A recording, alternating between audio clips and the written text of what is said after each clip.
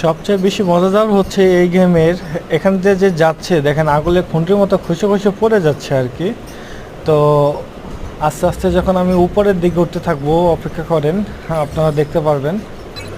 তো এই এপিসোডে অনেক ট্রাই করেছি এটার উপরে ওঠার জন্য, কিন্তু কয়েকবার আমি কয়েকটা বল নষ্ট করে ফেলছি, কিন্তু আমি তাও পারিনি। তো দেখা যাক কি করা যায়। আস্তে আস্তে করে, হ্যাঁ এই তো উঠে গেলাম। আরেকটা বল যোগ হবে আমাদের, এখন ঢেমাস করে উঠে দিতে হবে আর কি। ও অল্পের জন্য বেঁচে গেলাম।